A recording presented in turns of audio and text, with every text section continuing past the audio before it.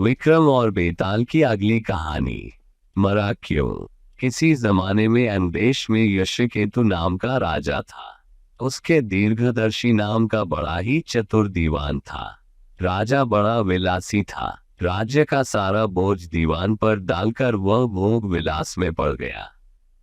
दीवान को बहुत दुख हुआ। उसने देखा कि राजा के साथ सब जगह उसकी निंदा होती है, इसलिए वह तीर्थ का बहाना करके चल पड़ा। चलते चलते रास्ते में उसे एक शिव मंदिर मिला। उसी समय निशिदत नाम का एक सौदागर वहां आया और दीवान के पूछने पर उसने बताया कि वह सुवर्णद्वीप में व्यापार करने जा रहा है। दीवान भी उसके साथ हो लिया। दोनों जहाज पर चढ़कर सुवर्णद्वीप पहुंचे और वहां व्यापार करके धन कमाकर लौटे। रास्ते में समुद्र में एक दीवान को एक कृत वृक्ष दिखाई दिया। उसकी मोटी मोटी शाखाओं पर रत्नों से जुड़ा एक पलंग बिछा था। उस पर एक रूपवती कन्या बैठी वीणा बजा रही थी। थोड़ी देर बाद वह गायब हो गई। पेड़ भी नहीं रहा। दीवान बड़ा चकित हुआ। दीवान ने अपने नगर में लौटकर सारा हाल कह सुनाया। इस बीच इतने दिनों तक राज्य को चलाकर राजा सुधर गया था और उसने विलासिता छोड़ दी थी।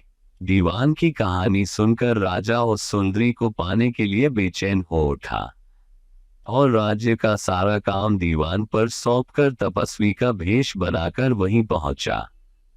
पहुंचने पर उसे वही कल्पवृक्ष और वीणा बजाती कन्या दिखाई दी। उसने राजा से पूछा, तुम कौन हो? राजा ने अपना परिचय दे दिया। कन्या बोली, मैं राजा मृगांकसेन की कन्या हूँ।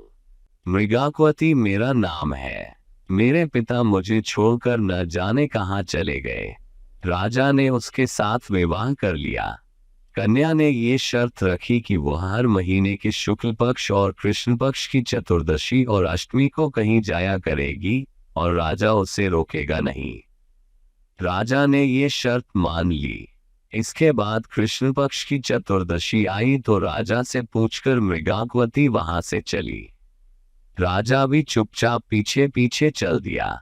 अचानक राजा ने देखा कि एक राक्षस निकला और उसने मृगांकवती को निगल लिया।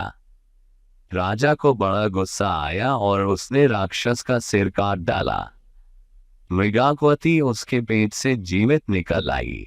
राजा ने उससे पूछा कि यह क्या माजरा है, तो उसने कहा, महाराज, मेरे पिता मेरे बिना भोजन नहीं करते थे। मैं अष्टमी और चतुर्दशी के दिन शिव पूजा यहाँ करने आती थी।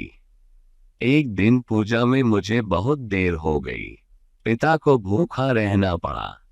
देर से जब मैं घर लौटी तो उन्होंने गुस्से में मुझे शाप दे दिया कि अष्टमी और चतुर्दशी के दिन जब मैं पूजन के लिए आया करूंगी तो एक राक्षस मुझे निगल जाया करेगा और मैं उसका पेट चीर कर निकला करूंगी। जब मैंने उनसे शाप छुड़ाने के लिए बहुत अनुनय की तो वह बोले, जब अंदेश का राजा तेरा पति बनेगा और तुझे राक्षस से निली जाते देखेगा तो वह राक्षस को मार देगा, तब तेरे शाप का अंत होगा। इसके बाद राजा उसे लेकर नगर में आया। दीवान ने ये देखा तो उसका हृदय फट गया और वह मर गया। इतना कहकर बेताल ने पूछा, हे राजन, ये बताओ कि स्वामी की इतनी खुशी के समय दीवान का हृदय फट गया। राजा ने कहा, इसलिए कि उसने सोचा कि राजा फिर स्त्री के चक्कर में पड़ गया और राज्य की दुर्दशा होगी। राजा का इतना कहना था कि बेताल फिर पेड़ पर जा लटका। राजा ने वहां जाकर फिर उसे साथ लिया तो रास्ते में बेताल ने एक और कहानी सुनाई। ऐसे ही और भी ढेरों मजेदार कहानियों और हैरान कर देने वाले किस्सों, अनसुलझी घटनाओं, रहस्यों और जानकारियों के लिए अभी हमारे चैनल को सब्सक्राइब करें। आपको ये वीडियो पसंद आया हो तो लाइक जरूर कीजिए और शेयर भी कीजिए। नोटिफिकेशन के लिए बेल आइकन को दबा दें ताकि लेटेस्ट अपडेट आपके पास सबसे पहले पहुंचे।